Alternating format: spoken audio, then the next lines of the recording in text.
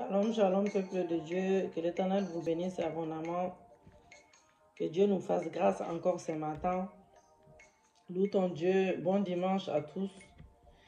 Bien-aimés dans le Seigneur, par la grâce de Dieu, nous avons une prière aujourd'hui. Mais à partir de la semaine prochaine, lundi, mardi, je ne pense pas qu'il y en aura. Mais comme je vous ai expliqué dans le groupe, pour ceux qui sont avec moi, il y a beaucoup de prières à refaire et vous pouvez refaire des prières bien évidemment. Merci Seigneur, merci Jésus pour les ciels ouverts. Dans le cas contraire, je verrai si je peux faire des vocales ou quoi. En tout cas, je laisse tout dans la main de Dieu en ce moment. Je ne suis pas trop sûre. Donc voilà, en tout cas, par la grâce de Dieu, nous avons notre prière. Que les écluses des cieux restent ouvertes dans la vie de tout un chacun. Seigneur, nous te bénissons ce matin. Nous te bénissons pour les choses visibles, pour les choses invisibles. Nous te bénissons pour la santé que tu nous donnes. Nous te bénissons pour le souffle de vie. Nous te bénissons car tu es le bouclier, tu es le roi des rois, tu es le Seigneur des seigneurs. Nous te bénissons ce matin, Papa, pour l'œuvre de la croix. Seigneur Dieu, merci pour l'œuvre de la croix. Merci pour tout ce que tu as fait dans nos vies. Merci pour les témoignages que tu nous donnes chaque jour. Oui, Seigneur, même le souffle de vie, c'est un témoignage. Merci Seigneur Dieu pour tout ce que tu opères dans la vie de tout un chacun. Merci pour les ciels ouverts. Merci mon bouclier, mon médecin par excellence. Mon tout, mon commandant en chef des armées célestes. Mon époux, mon papa adoré. Oui Seigneur, je t'adore, je t'élève. Je t'exalte. Sois élevé, sois exalté. Sois élevé, sois exalté. Le roi des rois, les princes des princes. Mon tout, mon tout. Sois élevé comme un étendard, sois élevé comme un étendard, sois exalté ce matin, dans le nom de Jésus-Christ. Bien-aimés dans le Seigneur, aujourd'hui, nous allons parler de l'importance du mariage parce que je pense qu'il y a beaucoup de personnes qui n'ont pas saisi encore l'importance du mariage. Ce n'est pas une question d'aller à l'église, ce n'est pas une question d'être âgé, ce n'est pas une question d'expérience, c'est une question de comprendre la Bible et aussi l'exécuter et obéir à la parole de Dieu. Si tu n'obéis pas à la parole de Dieu, tu ne peux pas prétendre être enfant de Dieu, ce n'est pas possible. C'est que tu as besoin de te repentir. Tu as besoin de te repentir. Donc, nous allons parler de l'importance du mariage. L'importance du mariage. Donc, la première chose à savoir, bien aimé dans le Seigneur, c'est très, très important.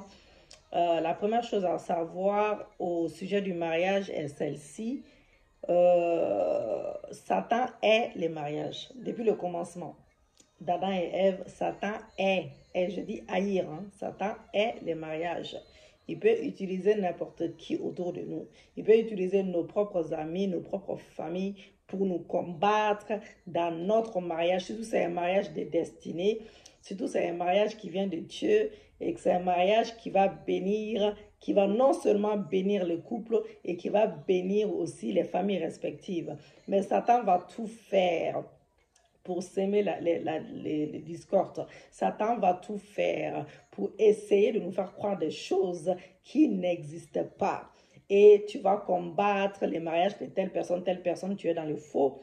Et c'est Satan, voilà, Satan, il est mauvais, bien aimé depuis le commencement. Donc, chaque fois que quelqu'un se marie, écoutez bien, chaque fois que quelqu'un se marie, cette personne entre automatiquement, j'ai bien dit cette personne entre automatiquement dans un combat spirituel. Voilà, c'est un combat spirituel pour préserver cette union. Donc parfois, les diables attaquent même des célibataires. Je parle des célibataires, des personnes qui sont même pas fiancées, des célibataires pour les empêcher de se marier. Ou même tu te fiances, ton fiançailles n'ira jamais loin. Donc il leur impose un célibat forcé. Un célibat forcé qui est une forme de malédiction. C'est une malédiction. Si tu n'es jamais rentré dans un mariage, tu dois te poser la question pourquoi. C'est une malédiction. Tu dois briser cette malédiction dans ta vie et tu dois regarder aussi ton caractère. Qu'est-ce que je fais pour plaire à mon Dieu, pour que mon Dieu puisse me bénir? Est-ce que ce que je fais par rapport à mes attitudes, Est-ce que je suis vraiment dans la volonté de Dieu? Par rapport à mes attitudes, est-ce que je fais bien les choses? Et je respecte la parole de Dieu. Est-ce que j'ai la crainte de Dieu dans mon cœur pour que Dieu me bénisse aussi, pour que moi aussi je goûte la grâce du mariage? Bien aimé, c'est très important. Si toutefois, ils parviennent à se marier, hein, je parle des célibataires qui sont combattus depuis le temps du célibat, s'ils parviennent à se marier, s'ils entrent dans le mariage, les démons jouera des pieds et des mains pour briser leurs liens conjugaux. Donc, la deuxième chose à savoir est qu'il existe le don du célibat. Tout célibat n'est pas forcément l'œuvre du diable. Bien aimé, dans Matthieu 19, verset 12, la Bible déclare, écoutez bien jusqu'à la fin, donc Jésus parle des personnes ayant des dons naturels du célibat. Donc, ces personnes ont reçu une grâce particulière afin de vivre ainsi. Donc, elles sont ainsi plus disponibles pour servir Dieu. Donc, elles dédient leur temps et tout ce qu'elles possèdent au Seigneur, comme ce fut le cas de Daniel, qui fut un célibataire toute sa vie. Et Dieu l'avait utilisé puissamment. Et certains peuvent s'empresser de dire qu'ils ont le don de célibat. Cependant, il y a des signes qui ne trompent guère. Il y a des signes qui ne trompent guère. Et il est facile, bien aimé, de reconnaître si vous avez ces dons. Si, par exemple, en tant qu'homme, vous pouvez suivre une femme du regard et la dévorer des yeux, vous n'avez pas le don du célibat. Donc, vous devez prier pour que Dieu vous accorde votre seconde moitié. Celui qui a les dons du célibat a la capacité de se contrôler sexuellement.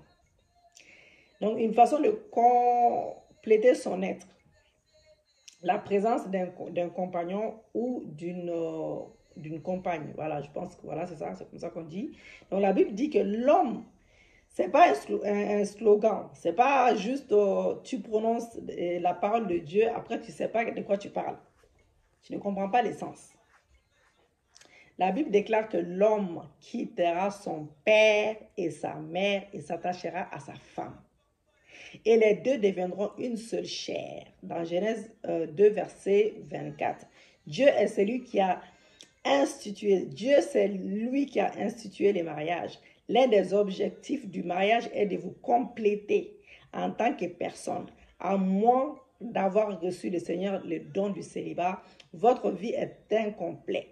Sans un conjoint à votre côté bien-aimé, après avoir passé en revue et nommé tous les animaux à la création, Adam s'était rendu compte que chaque mâle avait sa femelle. Chaque mâle avait sa femelle.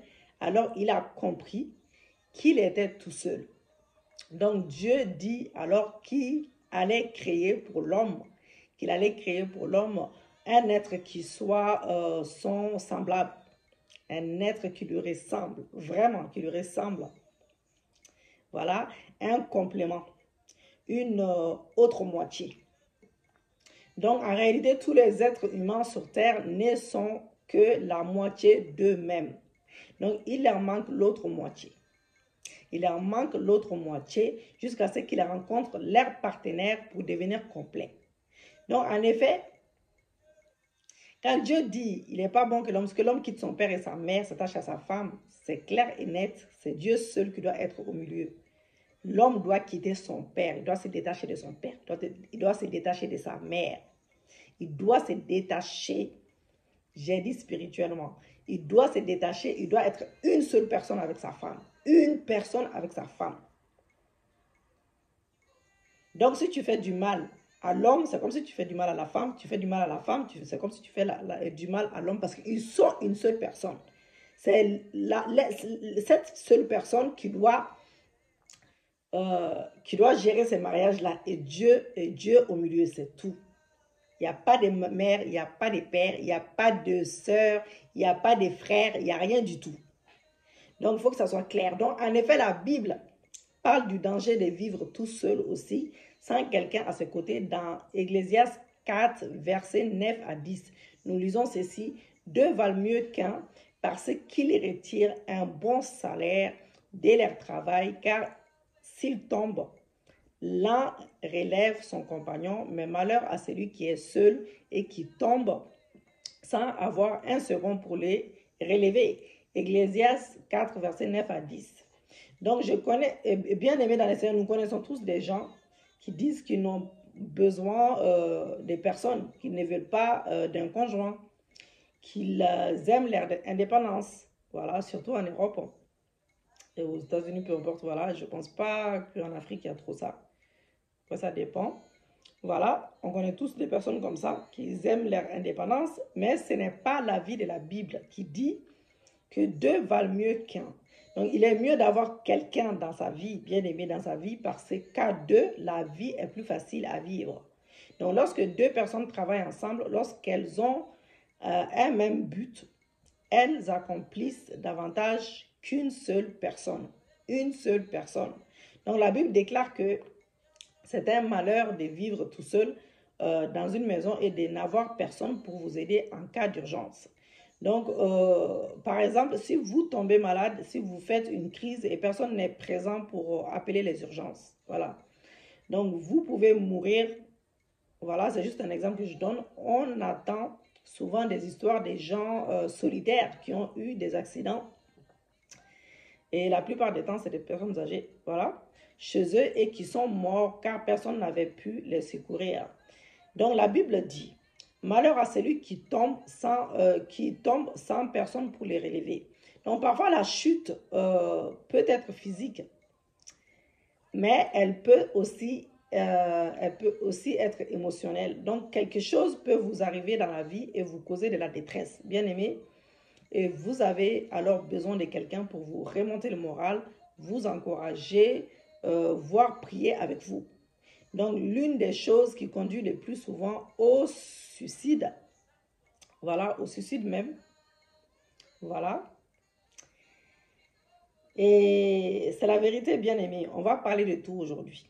Voilà. Donc, si l'une des choses, quelque chose peut vous arriver dans la vie, voilà, et vous causer de la détresse, donc vous avez alors besoin de quelqu'un pour vous remonter le moral, vous encourager, voire prier avec vous. Donc, l'une des choses, comme je disais, qui conduit le plus souvent même au suicide, à la solitude, lorsqu'on est tout seul et qu'on fait face à un problème, plus on est seul, plus on pense au problème. Et plus le problème semble gigantesque. Mais lorsque, bien aimé, lorsque vous partagez les problèmes, bien aimé, avec quelqu'un qui vous comprend, votre moitié, quelqu'un qui vous ressemble spirituellement, il faut être clair. Donc, même si vous, voilà, on va parler de ça plus tard. Donc voilà, donc vous découvrez que la situation n'était pas aussi dramatique que vous le pensiez si vous le partagez avec votre moitié. Donc la chute peut être aussi spirituelle, bien aimé. Vous pouvez vous sentir faible spirituellement et vous avez besoin de quelqu'un pour vous soutenir dans la prière. C'est peut-être votre mari, votre femme, vos enfants qui vous servent de remontant spirituel. Voilà, donc c'est en fait, il peut arriver que quelquefois, même de mener les combats dans ton sommeil ou dans le sommeil et dans ton sommeil et voilà, et ton mari remarque ou ta femme remarque, voilà, te couvre de la prière, etc. Vice versa. Donc, savez-vous que le mariage multiplie, bien aimé, l'onction spirituelle. Quand tu es marié avec quelqu'un et que surtout vous êtes soudés spirituellement, ça va doubler cela et ça peut être même un moyen pour une délivrance totale pour vos familles spirituelles, oui, votre famille spirituelle, si vous avez une famille spirituelle, votre famille naturelle. Et ainsi, vos amis, vos copains, peu importe. En tout cas, si vous êtes spirituellement, c'est très important. Donc, le diable essaie aussi de combattre cela. Il peut utiliser n'importe qui pour cela. Donc, voilà. Donc, ça multiplie l'onction spirituelle dans votre vie. Dans Deutéronome 32, verset 30, la Bible dit, écoutez bien, comment un seul en poursuivait-il 1000 et deux en mettrait-il 10 000 en fuite? Si les rochers ne les avaient vendus, si l'Éternel ne les avait livrés. Deutéronome 32, verset 30. La Bible dit qu'un seul homme peut mettre 1000 personnes. Un seul homme peut mettre 1000 personnes en déroute et 2 personnes en poursuivre 10 000. Dans le cadre du mariage, lorsque vous avez un conjoint à vos côtés, surtout s'il est spirituel, surtout si le conjoint est converti, votre puissance spirituelle, bien aimé, est multipliée par 10. Il n'est pas dit que 2 mettraient en déroute 2000, mais 10 000. 10 000. 10 000, cela signifie lorsqu'on prie, bien aimé, c'est lorsqu'on prie et qu'on jeûne tout seul, on peut vaincre 1000 démons. Mais lorsqu'on a avec soi un serviteur ou une servante de Dieu, voilà, votre moitié qui sert Dieu comme vous, l'onction qui est sur sa vie va s'intensifier et mettre en déroute 10 000 démons. Et c'est l'une des raisons pour laquelle Satan est, j'ai dit bien aimé, Satan est le mariage, car il craint la puissance spirituelle qui les recèle. C'est pourquoi il détourne des jeunes filles depuis leur jeunesse afin qu'elles ne se marient pas ou qu'elles n'aient pas un mariage puissant, ce qui représente un danger pour Satan. Car surtout quand il y a un mariage puissant, il y a tout, le combat est encore triplé. Donc lorsque 2 époux chrétiens prient ensemble, ils déclenchent un séisme dans le royaume du diable. Et c'est dans l'intérêt de tout le monde. Donc c'est pourquoi Satan veut empêcher les gens de se marier. Et s'ils se marient, il vient s'aimer la discorde au sein du couple d'une manière ou d'une autre. La discorde empêchera la puissance spirituelle de s'activer. Jésus a dit que si 2 d'entre vous s'accordent sur la terre pour demander une chose quelconque, elle leur sera accordée par mon Père qui est dans les cieux. Dans Matthieu 18, verset 19. Et Jésus parle ici d'abord l'harmonie, pas seulement du fait de prier. On peut bien prier ensemble et ne pas avoir l'accord. Je ne sais pas si c'est, voilà, ne pas mettre d'accord, voilà. Donc si dans un couple il y a des désaccords, il y a des disputes continuelles, il y a la division surtout. Les disputes, la division, l'irrespect.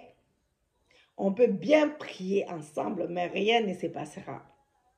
Même s'il y a tout ça, vous ne priez même pas ensemble. Vous n'avez même pas envie de prier ensemble. Vous allez faire des choses à part. Chacun va prier de son côté. Et Satan aime ça. Car il sait, si vous êtes réunis dans la prière, il sait, si vous vous mettez ensemble dans la prière, vous allez faire trembler.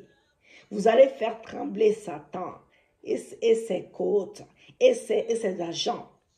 Bien aimé, mais en cas où j'en étais? Voilà, c'est ça. Donc, on peut, voilà, même si vous n'entendez pas, vous priez ensemble, ça ne passera pas. Mais en cas, si vous êtes d'accord, vous êtes en accord ensemble, Dieu promet d'exaucer. Dieu promet d'exaucer la prière du couple. Donc, transformation du caractère également. Donc, le mariage contribue à la transformation du caractère. En d'autres termes, bien aimés, le mariage vous aide dans le processus de la sanctification. La sanctification. L'une des façons dont Dieu se sert pour nous sanctifier, bien aimés, spirituellement et dans tout autre aspect de notre vie est à travers les mariages. Ce n'est pas de l'amusement.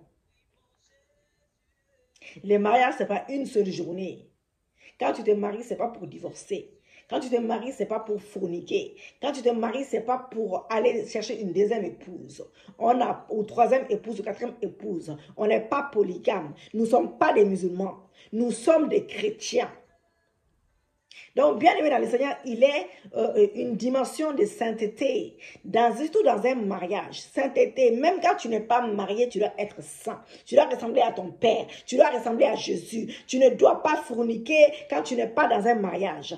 Bien aimé dans le Seigneur, même quand tu es célibataire, tu dois te réserver à ton mari ou à ta femme. Des filles qui forniquent avant le mariage, en sachant que tu ne vas même pas rentrer dans le mariage avec la personne, c'est des filles impudiques à la base. C'est des hommes impudiques à la base. Si tu as la chance de rentrer dans ton mariage, reste saint. Quoi qu'il arrive. Dieu voit, vous savez, les gens, quand ils font des choses, ils croient que Dieu ne les voit pas.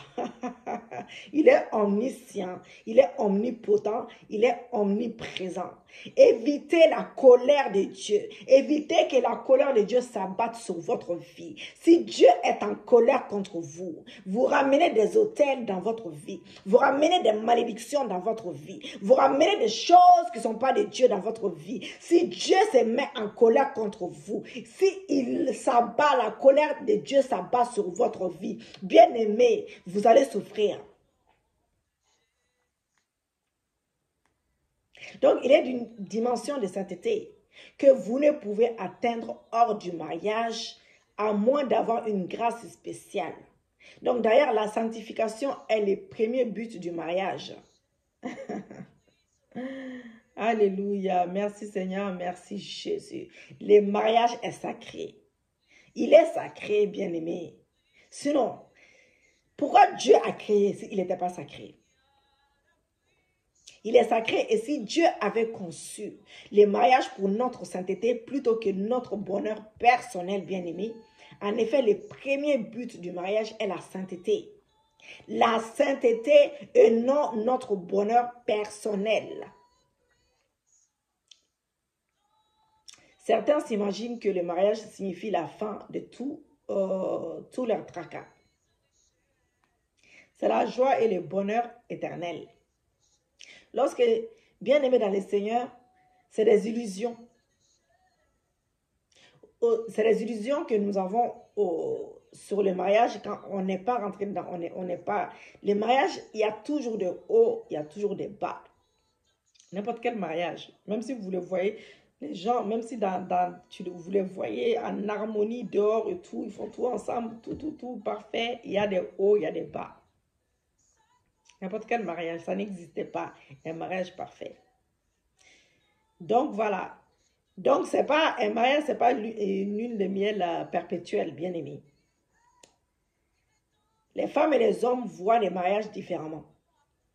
Donc les femmes pensent plutôt à la cérémonie, à leur robe de mariée, la bague, leur maison, leurs enfants, etc. Donc les hommes pensent davantage au plaisir aussi sexuel. Voilà. Qu'ils vont avoir, je pense. Voilà. Donc, bien aimé, quand tu rentres dans les mariages, pendant les quelques mois, au début, c'est comme si tu es en lune de miel perpétuelle. Donc voilà, c'est ça. C'est comme au début, c'est toujours ça. Voilà, s'il n'y a personne qui se mêle. Donc c'est comme si tu es voilà. Mais plus tard, après au fur et à mesure, on apprend à connaître l'autre, les caractères de l'autre. On apprend, voilà, et tout. Et là, le combat commence, on commence à prier. Tu dois prier pour la transformation du cœur de ton époux, pour la transformation du cœur de ta femme. C'est pas à chaque fois que tu n'es pas content sur une chose que tu dois changer de femme, toutes les semaines, ou tous les mois, où tu dois changer de mari. Sinon, ça serait trop facile. Donc, la transformation elle-même n'est pas sans difficulté. Bien aimé, elle peut causer de l'affliction. Dans 1 Corinthiens 7, verset 28, nous disons, si tu t'es marié, tu n'as point péché, et si la Vierge s'est mariée, elle n'a point péché. Mais ces personnes auront des tribulations dans la chair, et je voudrais vous les épargner. 1 Corinthiens 7, verset 28. Donc, la Bible parle des tribulations, bien aimé, dans la chair. Pour ceux qui se marient, D'autres versions comme voilà, disent qu'ils auront des tribulations dans la vie. Dans la Bible, je veux dire. Donc, certains croient que les mariages, c'est une lune de miel éternelle, mais la Bible parle aussi des tribulations. Et lorsque ces tribulations arrivent, il faut les accepter et se rappeler des vœux prononcés. Tu ne prononces pas le vœu pour dire que je vais passer ma vie avec toi. Je serai avec toi dans les meilleurs et dans les pires, et dans la maladie et dans la santé, quel que soit le combat, je serai toujours avec toi jusqu'à ce que la mort nous sépare. Et après, tu changes d'avis parce qu'il y a un petit problème, parce que tu changes d'avis parce qu'il y a telle personne qui n'est pas content, ou tu changes d'avis parce que telle personne te commande de changer d'avis. Tu vas changer d'avis toute ta vie. Tu vas tomber sur pire, encore pire et encore pire. On va toujours te demander de changer. Donc, tu vas passer ta vie à changer. C'est ça? Donc, le jour du mariage, vous vous êtes mariés pour les meilleurs et pour les pires. Bien aimés, vous êtes mariés pour les meilleurs et pour les pires. Hein?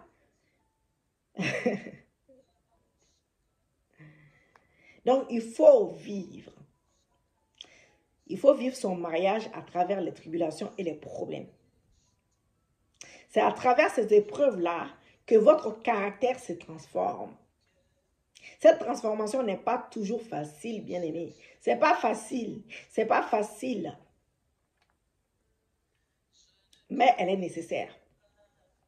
Quand on se marie, il faut faire des concessions. Il faut accepter. Il faut faire des concessions. Il faut accepter de changer.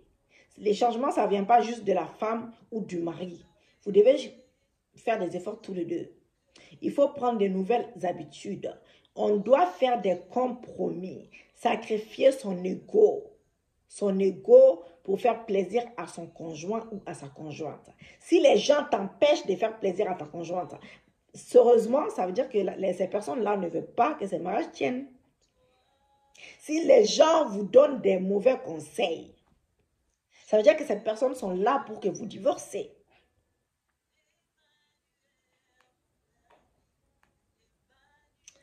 Donc, il faut parfois s'effacer afin que l'autre puisse paraître. Il existe deux grands ennemis du mariage. L'orgueil, bien aimé, et la rancune. Aussi, il faut les éviter à tout prix. Les mariages ont toutes sortes de tribulations. Et certaines sont même surprenantes. Une fois, bien aimé dans le Seigneur, les fréquentations, les fréquentations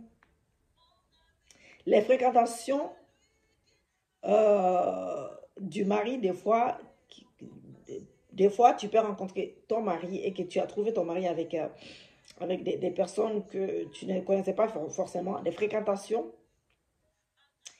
Par exemple, ton mari, il fréquente toujours des célibataires. Ils font toujours des choses de célibataires, même qui sont même peut-être pas chrétiens. Ou ta femme, c'est la même chose, pareil. Et méfiez-vous des fréquentations, des faux amis, des amis ennemis. On les appelle des amis ennemis. Ou même, des fois, c'est ta propre famille. Ou ta belle famille qui te combat. Ou ta famille qui te combat. Ou tes faux amis, des gens qui font semblant. Ils vont te donner des faux conseils. Ils vont te pousser dans les bras d'une femme. Ils vont te pousser dans les bras d'un homme. Ils vont te pousser. Vous allez même vous détester. Vous allez vous haïr.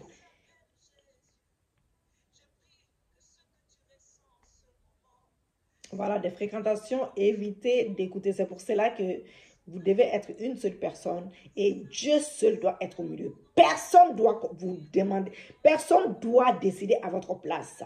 Ni ton père, ni ta mère, ni tes soeurs, ni tes frères, ni ton entourage. Chacun reste à sa place. Chacun prie pour son propre mariage. Chacun prie pour sa propre vie. Tu peux prier pour ton enfant, pour son bien. Tu ne pries pas pour ton enfant pour que ton enfant divorce ou tu le jettes dans les bras de quelqu'un, ou tu ne pries pas pour ton frère ou ta soeur pour qu'il se jette dans les bras de quelqu'un, ou ta soeur, peu importe. Les frères ne doivent pas se mêler non plus du mariage de sa soeur. Personne ne doit être dedans, ni les amis ennemis, ni tes potes là, tes amis là. Oui, c'est mon pote, je te donne des bons conseils. Tu dois te comporter comme ça avec ta femme, tu dois te comporter comme ça avec ton mari. Ce ne va pas te respecter. Non, bien-aimé, ça ne marchera pas comme ça. Les décisions doivent venir de Dieu et de vous, tout simplement. Bien-aimé, les mariages,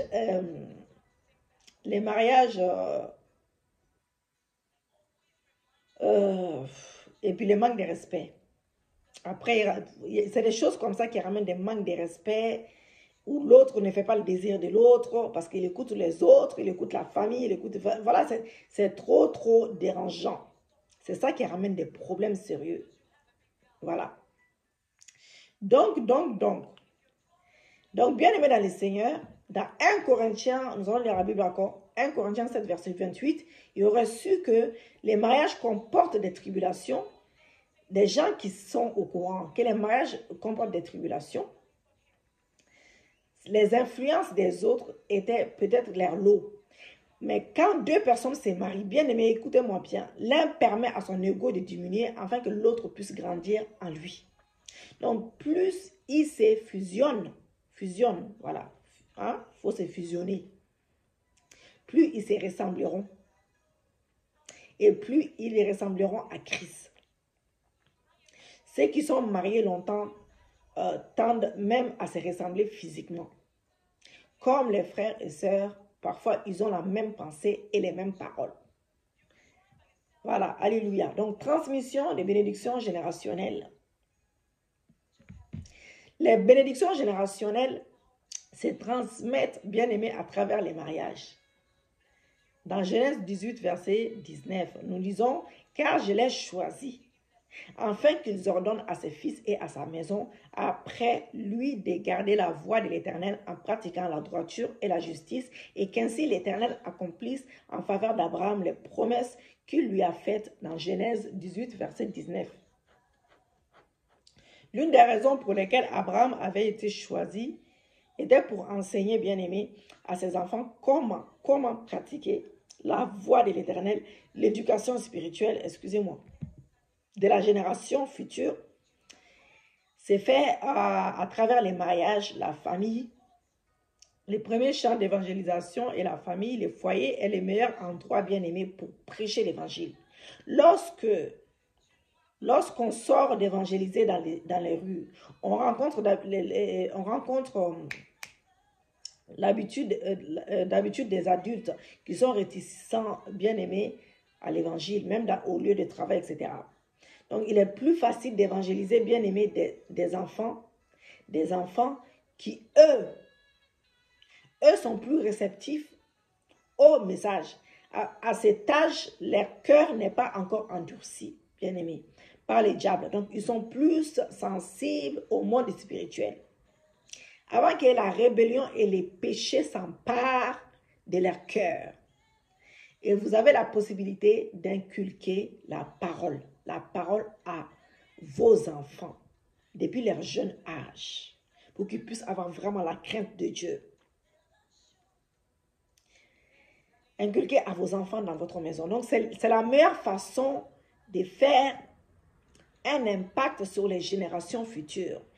La communauté gay a bien compris ces principes. C'est pourquoi lorsque les homosexuels voulaient étendre leur mouvement dans les années 90, ils ont commencé à adopter des enfants dans le but de les endoctriner. Donc, ils ont compris que si un enfant, en grandissant, a l'habitude de voir deux hommes ou deux femmes bien-aimées en couple dans une maison, il penserait que c'est normal. Et peut un jour reproduire également ces modèles en devenant homosexuel ou lesbienne, voilà, les femmes à son tour. C'est à travers la famille que les gays ont communiqué, bien aimé, leur agenda pervers. Je sais que je vais me faire, mais c'est pas grave. À la génération future.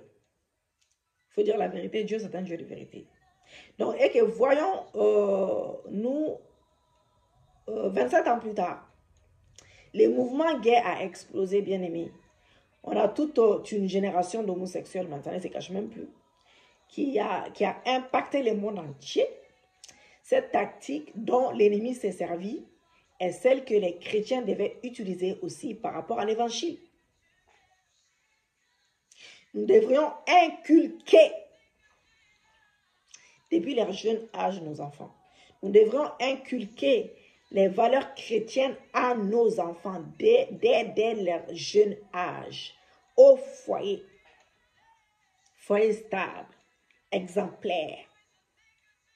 Il faut leur montrer très tôt des notions comme la prière, comme la louange, leur enseigner la parole de Dieu et des chants bibliques. Tout cela se fait dans le cadre du mariage. C'est à travers les mariages que Dieu transforme la société. Et c'est de là que se transmettent les bénédictions également. Les bénédictions générationnelles. C'est pourquoi l'institution du mariage est aussi plutôt importante. C'est d'une importance capitale aux yeux de Dieu. Bien-aimés dans le Seigneur, j'espère que nous avons été bénis par cet enseignement dans le nom de Jésus-Christ de Nazareth. Que l'Éternel soit béni, qu'il soit glorifié. Pour ceux qui se croient, pour ceux qui croient connaître les mariages, même pour les personnes qui ne sont pas mariées, écoutez ces messages pour vraiment être prêt ou prête avant de rentrer dans un mariage. Préparez-vous. Il faut demander à ton Dieu qui te donne le cœur de Christ, qui te donne la pensée de Christ, que tu puisses penser comme ton Dieu, que tu puisses avoir l'esprit renouvelé, que tu puisses avoir l'esprit renouvelé, que le Saint-Esprit prenne possession de toi, que tu puisses avoir le cœur de Dieu, que tu puisses avoir le cœur de Dieu. Demande à ton Dieu de renouveler ton esprit ce matin. Demande à ton Dieu qui te rende plus intelligent, que tu puisses connaître sa parole. Demande à ton Dieu qui change ton cœur, qui métamorphose ton cœur. Si ton cœur est dur, si ton cœur est endurci, si ton cœur n'arrive pas à obéir à Dieu, à obéir à la parole de Dieu, demande à ton Dieu de changer ton cœur. Ton Dieu peut te mettre un nouveau cœur ce matin. Si tu veux, tu demandes à ton Dieu de te donner un nouveau cœur ce matin. Un cœur qui peut glorifier ton Dieu. Un esprit qui peut glorifier ton Dieu. Car s'il y a l'avènement aujourd'hui, demande-toi, bien-aimé, si Jésus descend aujourd'hui, est-ce que tu vas en enfer ou est-ce que tu vas te retrouver avec ton Dieu? Tu seras au paradis ou tu seras en enfer. Si Jésus descend aujourd'hui pour l'enlèvement, s'il y a l'enlèvement aujourd'hui, demande-toi, est-ce que tu iras en enfer ou tu iras rejoindre Dieu? Si ton esprit n'est pas renouvelé, bien aimé, on ne peut pas rester bébé spirituel toute notre vie. On ne peut pas rester bébé spirituel toute notre vie. C'est pas parce que tu fais 50 ans à l'église que tu as l'esprit renouvelé. C'est pas parce que tu fais 50 ans à l'église que tu as ton esprit est renouvelé ou que tu es vraiment converti. Si tu n'es pas converti, demande à Dieu que tu veux te repentir ce matin. Demande à ton Dieu la repentance totale. Que Dieu change ton cœur. Que Dieu change ton esprit. Tu veux les ressembler. Tu veux tu veux que tu veux faire partie du royaume de Dieu. Tu veux que Dieu te transforme. Demande la transformation totale à ton Dieu. Que Dieu transforme ton cœur, ton âme, ton esprit. Que Dieu fasse en sorte que, même si, bien aimé, si Dieu descend, si Jésus descend aujourd'hui, avec le coronavirus, il y a des personnes qui n'ont toujours pas compris. Avec tous ces morts, il y a eu 300 morts aujourd'hui en France. Il y a eu 300 morts aujourd'hui en France. Il y a eu 300 morts aujourd'hui en France, bien aimé. Des gens sont en train de mourir. Ils ne connaissaient même pas Jésus. Les gens sont en train de mourir bêtement d'une maladie incurable, d'une maladie que le diable a créée. Dieu est en colère. Rien n'arrive dans ce monde si Dieu ne le permet pas. Mais avec tout cela, il y a des personnes qui sont encore incrédules. Avec tout cela, il y a des personnes qui sont encore incrédules. Ils font pire que des païens. Ils font pire que les gens qui ne connaissent pas Jésus. Il y a des personnes qui sont en crise, qui disent qu'ils sont en crise, qui vont à l'église. Ils font pire, bien-aimés, que des païens. Et Dieu est en colère. Si Dieu a permis le coronavirus, c'est parce que c'est à cause de nos actes. C'est à cause de nos actes abominables. C'est à cause de nos actes abominables, c'est bien-aimé. C'est parce que Dieu n'est pas content. Dieu n'est pas content. Il y a des gens qui tuent des sang-froid. Il y a des gens, même dans les foyers, tu vois dans les foyers, ça arrive, même aujourd'hui, j'ai vu ça dans le journal. Le mec a tué sa femme. Froid, sang-froid, il l'a enterré chez lui. Bien aimé, il y a des choses abominables qui se passent dans ce monde. Dieu n'est pas content de nous. Il n'est pas content. On doit se repentir. On doit se poser des questions. Est-ce que si Dieu vient aujourd'hui, parce qu'on ne sait pas quel jour il va arriver. Est-ce que si Jésus vient aujourd'hui, bien aimé, est-ce que tu iras au ciel? Est-ce que tu vas rester bébé spirituel toute ta vie? Est-ce que tu vas ressembler à des païens? Est-ce que tu vas être pire que des païens? Est-ce que tu vas faire semblant d'être chrétien alors que tu ne l'es pas? Parce que si tu es chrétien, tu dois avoir le cœur de Dieu. Tu dois savoir pardonner et avancer et passer à autre chose. Si tu es chrétien, tu ne dois pas faire des choses contraires à ce que Dieu dit qu'il ne faut pas faire. Si tu es chrétien, tu ne dois pas faire les choses pires même que des païens. Que des gens qui ne connaissent même pas Dieu, ils ne font pas des choses. Il y a des choses que des gens qui ne connaissent même pas Dieu, ils n'arrivent pas à faire ces choses-là. Mais toi, soi-disant, tu es chrétien, tu connais Christ, hein? Mais tu vas à l'église, hein, tu fais Alléluia, Amen, mais tu fais pire. Bien-aimés dans le Seigneur, reprenez-nous, repentez-nous, excusez-moi, repentance totale. Nous devons nous repentir. Nous devons nous repentir devant Dieu. Nous devons nous repentir devant Dieu. Nous devons nous repentir devant Dieu. Demande à ton Dieu de changer ton cœur. Demande à ton Dieu de changer ton âme. Dis à ton Dieu, pardonne-moi ce matin. Je te demande pardon pour des choses que j'ai faites et que je n'étais pas consciente. Je demande pardon, Seigneur Dieu. Réponds-toi devant ton Dieu. Que Dieu te pardonne. Que ton Dieu te pardonne ce matin. Que ton Dieu renouvelle ton esprit. Même si Dieu te pardonne, si ton esprit n'est pas renouvelé, ton cœur n'est pas renouvelé, tu vas refaire les mêmes bêtises. Aïe, aïe, aïe. Aïe, aïe, aïe. Bien-aimé dans le Seigneur, demande à Dieu de te changer. Loue ton Dieu, demande à Dieu de te changer. Demande à Dieu de changer ton cœur. Demande à Dieu de changer ton âme. Si tu n'es pas chrétien encore, demande à Dieu, Père, je me répands, je t'accepte comme mon Seigneur et mon Sauveur. Parce qu'avant, je croyais que j'étais chrétienne ou j'étais chrétien, mais je ne le suis pas. Je n'ai jamais été. Parce que je n'ai jamais obéi, je n'ai jamais obéi à ta parole. Ah, bien-aimé dans le Seigneur, Dieu est en colère, c'est pour cela. C'est pour cela que le coronavirus continue. Mais avec tout ça, les gens, ils ne se répandent pas. Avec tout ça, les gens, ils sont en train de faire les mêmes choses, répétitifs. Ils répètent, ils font pire que les chrétiens. Et chrétiens, ils font pire que les musulmans, ils font pire que les païens. Hein? Après, tu te dis, mais c'est pas possible. C'est pas possible. Tu ne peux pas être chrétien et te comporter comme un païen. Et tu te dis chrétien. Tu ne peux pas être chrétien et faire pire que les païens, même pire que les musulmans. Hein? Si c'est un musulman encore, j'aurais compris. Voilà. Il y a des gens bien aimés dans le Seigneur. Les gens, ils tuent les gens comme ça. Gratuitement. Même leurs époux, leurs épouses, ça arrive tous les jours. Frères et sœurs, entre frères et sœurs, dans la famille ou pas famille, il y a assassinat, viol, j'en passe, homosexualité, infidélité, incrédulité,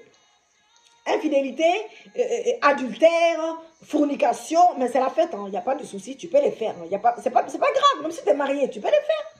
Ou si même si tu es marié, tu peux prendre une deuxième, ou troisième, ou quatrième. C'est pas grave, mais Dieu ne te voit pas. Hein? Dieu ne voit pas ce que tu fais. Non, tu peux divorcer, c'est pas un souci, mais Dieu aime le divorce. C'est quoi ça? Bien-aimés, nous devons nous repentir. Alléluia. Merci Seigneur, merci Jésus. Tendre Père, je viens encore devant toi ce matin. Lave-moi par ton sang. Purifie-moi par ton sang. Que ton sang me lave ce matin. Que ton sang me purifie. Que ton sang enlève tout péché conscient et inconscient. Si j'ai péché contre toi, Seigneur Dieu, je te demande pardon. Si j'ai péché contre toi par mon manquement, je te demande pardon, Seigneur Dieu. Ô Saint-Esprit, je te demande de me renouveler ce matin. Change mon esprit, change mon âme, change mon cœur. Je vais te ressembler davantage. Saint-Esprit de Dieu, je vais être agréable à mon Dieu. Je vais être agréable à mon Dieu ce matin. Change-moi, afin que je sois pure devant toi. Je sois blanche comme de la neige devant toi. Change-moi encore davantage. Métamorphose-moi encore davantage. Fais de moi une femme sage, afin que je puisse plaire davantage encore. Que je puisse plaire davantage encore à toi, mon Dieu, et à mon époux. Seigneur Dieu, j'ai besoin de toi. Saint-Esprit de Dieu, mon ami fidèle, mon paraclet, viens me remplir d'une onction fraîche ce matin. Viens me remplir d'une onction fraîche ce matin. Viens glorifier le nom de notre Seigneur Jésus-Christ. Viens me transformer. Viens me changer. Viens métamorphoser mon esprit, mon cœur, mon âme, mon esprit dans le nom de Jésus-Christ de Nazareth. Merci Seigneur, merci pour les ciels ouverts. Merci pour les ciels ouverts. Merci Yahweh. Merci Jésus. Père éternel, Seigneur Dieu, j'amène mon époux, Enrico, devant toi. J'amène mon époux. Vous dites le nom de votre mari ou votre femme. J'amène mon époux, Enrico, devant toi. Oui Seigneur Dieu. Et je le commande, je le recommande. Je le recommande à ta grâce, à ta grâce, à ta grâce, ta miséricorde dans sa vie. Ta miséricorde dans sa vie, afin de briser tout joug, toute malédiction familiale, côté paternel, côté maternel. Père éternel, je m'identifie à mon mari ce matin, à lui, et je te le demande, je te demande pardon pour ses péchés, pardon pour ses péchés conscients, ses péchés inconscients, les péchés de ses ancêtres, que dans ta miséricorde, papa, oui Seigneur Dieu, dans ta miséricorde Yahweh, tu daignes lui pardonner, tu daignes me pardonner également, tu daignes les pardonner totalement, et tu les purifies de toutes ces iniquités, Au nom de Jésus-Christ de Nazareth, je me lève contre les autels sataniques dans la vie de mon mari ce matin. Je me lève contre les autels sataniques dans ma vie ce matin. Je me lève contre Satan. Satan et tous les esprits impurs qui manipulent la vie de mon mari, qui manipulent ma vie, qui manipulent notre foyer, qui manipulent mon mariage, qui manipulent notre futur foyer. Si vous êtes fiancé, vous dites, ou vous êtes sur le point de... Même si vous n'êtes pas fiancé, dites, priez pour votre futur mariage. Oui, Seigneur Dieu, dans le nom de vous, priez pour votre futur époux. Dans le nom de Jésus-Christ de Nazareth, je me lève contre tout hôtel maléfique dans la vie de mon mari. Je me lève contre tout hôtel maléfique, contre Satan dans sa vie. Tous les esprits impurs qui manipulent sa vie, qui manipulent la mienne également. Oui, Seigneur Dieu. Oui, Yahweh, et je les lis au nom de Jésus-Christ. Je brise leur pouvoir, et toute leur communication, sur la vie de mon mari, sur ma vie, dans le nom de Jésus-Christ. Je lis tous leurs renforcements, et par le sang de Jésus-Christ de Nazareth, je coupe leur accès ce matin. Je viens couper leur accès ce matin à mon mari Enrico. Seigneur Dieu, ils ne pourront plus l'utiliser. Sauf si tu n'es pas Dieu. Oh Dieu, si tu es vivant. Oh Dieu, ils ne pourront plus l'utiliser pour faire le mal. Au nom de Jésus-Christ, Père éternel, Père céleste, envoie tes anges, oui, tes anges guerriers, pour libérer mon mari, pour libérer Enrico, oui, de toute mauvaise emprise. Envoie tes anges pour me libérer également de toute emprise mauvaise, mauvaise emprise dans le nom de Jésus-Christ, de toute influence, de toute sorcellerie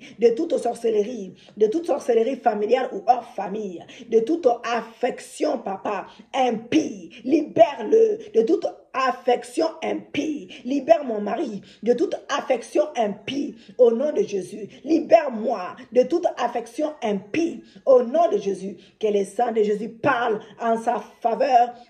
Que le sang de Jésus parle à ma faveur. Que le sang de Jésus parle à notre faveur. Rédemption totale. Délivrance totale. Le salut total. J'appelle le cœur de mon mari au pied de ta croix. J'appelle mon propre cœur au pied de ta croix. J'appelle mon cœur au pied de ta croix. J'appelle le cœur de mon mari au pied de ta croix. Dans le nom de Jésus-Christ. Oui, Seigneur. Là où tu es, Seigneur Dieu, quand il y a le salut, l'ennemi ne peut pas régner. Lorsque le salut véritable arrive, l'ennemi n'a pas sa place. Seigneur Dieu, visite mon mari là où il est, par ton Esprit Saint. Visite-moi également par ton Esprit Saint et convainc-le du péché du jugement, afin que son cœur se détourne, du péché et se tourne vers toi, Papa, totalement, au nom de Jésus-Christ. Qu'il soit ton serviteur, qui te serve dignement, qui te serve avec sincérité, qui te serve avec la crainte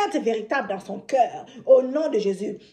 Que tout voile qui l'aveugle soit déchiré ce matin par le feu du Saint-Esprit. Que tout voile qui aveugle Enrico soit déchiré ce matin par le Saint-Esprit au nom de Jésus-Christ. Oui, Père, selon Luc 15, versets 21 à 24, donne à mon mari Enrico de connaître ton amour comme de connaître ton amour comme l'enfant prodige au nom de Jésus-Christ, comme l'enfant prodige au nom de Jésus-Christ. Que tout voile qui aveugle Enrico soit déchiré par le feu du Saint-Esprit. Père éternel, selon Luc 15, versets 21 à 24, donne à Enrico, Seigneur Dieu, de connaître ton amour véritable, comme l'enfant prodige, comme l'enfant prodige, comme l'enfant prodige, comme l'enfant prodige. Père, sauve-le, sauve-le, sauve-le, sauve-le du jugement éternel. Sauve-moi du jugement éternel. Sauve mon mari du jugement éternel. Sauve-nous du jugement éternel. Oui, Seigneur, sauve mon mari du jugement éternel et donne-lui de te connaître véritablement comme son Seigneur, comme son Sauveur, et qu'il connaisse une véritable conversion en Jésus-Christ. Père céleste, visite sa fondation, visite la fondation de Enrico, oui, visite sa fondation et déracine toute plante que tu n'as pas plantée en lui, déracine toute plante que tu n'as pas plantée en lui, des racines, toute plante que tu n'as pas plantée en lui, au nom de Jésus-Christ, au nom de Jésus-Christ. Seigneur, je décide de pardonner totalement. Je décide, dites avec moi, Seigneur, je décide de pardonner totalement à mon mari. Je décide de lui pardonner totalement. Oui, Seigneur, je décide de pardonner totalement à mon mari. Seigneur Dieu, comme toi-même tu m'as pardonné, dans le nom de Jésus-Christ, visite mon mari de toutes les peines. Seigneur Dieu, dites avec moi, Seigneur Dieu, que toute plante que tu n'as pas plantée en lui, Seigneur, je décide je te demande de les déraciner. Je demande de les déraciner au nom de Jésus-Christ, au nom de Jésus-Christ. Toute plante que tu n'as pas plantée dans mon mari, déracine cela. Insiste sur ça. Déracine cela au nom de Jésus-Christ. Au nom de Jésus-Christ. Alléluia. Merci Seigneur. Merci Jésus. Oui Seigneur Dieu. Père, visite mon mari, sa fondation. Déracine toute plante que tu n'as pas plantée en lui. Seigneur, je décide de pardonner à mon mari de toutes les peines, Seigneur, qu'il m'a infligées. Ou Seigneur Dieu, faire en sorte que mon mari puisse me pardonner également de toutes les peines que je l'ai infligées, Papa. Comme toi-même tu nous as pardonné. Comme toi-même tu nous as pardonné. Oui, je laisse les passer derrière moi. Seigneur, je prie que mon mari également laisse les passer derrière lui. Et je prie que tu utilises nos erreurs tous les deux, Papa. Utilise nos erreurs du passé comme matériaux, Seigneur Dieu, comme matériaux pour construire une vie nouvelle en Jésus-Christ seul, dans notre foyer, au nom de Jésus-Christ. Seigneur, sois au milieu de nous, sois notre troisième fil, sois notre troisième fil. Viens te manifester, Seigneur Dieu, sois au milieu de nous. Assis-toi dans mon foyer, assis-toi au milieu de moi et mon époux. Si tu t'assièges dans mon mariage, si tu t'assièges entre moi et mon mari, l'ennemi n'aura pas sa place. L'ennemi ne peut pas régner. La division ne pourra pas régner. La division ne pourra pas régner. Les infidélités ne peuvent pas régner. Oui, Seigneur, la fornication ne peut pas régner. Les Seigneur, je déclare cela. Il a grandi mon mari en sagesse, en amour. Oui, Seigneur, en amour, en force, en foi, en connaissance de la vérité. À son amour pour moi grandit aussi. Alors en puissance et en profondeur par la vertu de Dieu. Au nom de Jésus-Christ, mon mari a la crainte de Dieu dans son cœur. Je le déclare, je le confesse. Et il se nourrit de la parole de Dieu chaque jour sous l'influence active et permanente du Saint-Esprit. Seigneur Dieu, Père éternel, je te remercie par la foi. Oui, je déclare que mon mari est délivré, totalement délivré de tout esprit familier, de tout totel familier qui les réclame, côté paternel, côté maternel. Je déclare que mon mari est délivré de tout ce qui n'est pas de toi, de tout ce qui n'est pas de Dieu, dans le nom de Jésus. Je déclare que mon mari est ton serviteur vivant. Seigneur Dieu, je déclare que mon mari est délivré de tout ce qui n'est pas de toi. Oui, mon mari est restauré ce matin dans la justice de Dieu, au nom puissant de Jésus-Christ de Nazareth. Au nom de Jésus-Christ, déclare encore, même si tu dis merci Seigneur pour la délivrance de mon mari. Merci pour le témoignage que tu me donnes. Merci pour les signes, les prodiges, les miracles que tu me donnes. Mais je veux que tu répètes encore une phrase. Tu dis, je confesse par la foi que mon mari est un arbre planté dans un courant de vie et son feuillage est verdoyant. Il grandit en sagesse. Je grandis également en sagesse, en amour, en force, en foi et en connaissance des vérités. Son amour pour moi grandit encore de plus en plus en sagesse, de plus en plus en puissance et en profondeur par la vertu de Dieu, au nom de Jésus-Christ. La Bible déclare que l'homme doit aimer sa femme comme Christ aime son Église. Je déclare que mon mari m'aime comme Christ aime son Église, que le cœur de mon mari est amoureux de moi, le cœur de mon mari m'aime, comme Christ aime son Église, car il m'a épousé, il m'a honoré devant Dieu, devant les hommes, au nom puissant et glorieux de Jésus-Christ de Nazareth. Je le déclare, je le confesse, je déclare également que j'aime mon époux profondément, j'ai plus de haine dans mon cœur, on se pardonne mutuellement, dans le nom de Jésus-Christ de Nazareth. Je déclare la restauration dans mon mariage. Je déclare la restauration, la délivrance totale dans mon foyer. Je déclare l'unité dans mon mariage. Je déclare la compréhension dans mon mariage. Je déclare que Christ seul règne dans mon mariage. Je déclare que Christ seul doit régner dans mon mariage. Jésus-Christ seul règne dans mon mariage. Jésus-Christ seul règne dans mon foyer. Jésus-Christ seul est au milieu de mon époux et moi. Oui, Jésus-Christ seul est assiégé dans mon mariage. Jésus-Christ seul est assiégé, assis dans mon foyer. L'ennemi n'a pas sa place. Aucune personne, tout ce qui vient de dehors n'est pas de Dieu. N'est pas de Dieu. N'est pas de Dieu. Mon mari est délivré. Mon mari est délivré.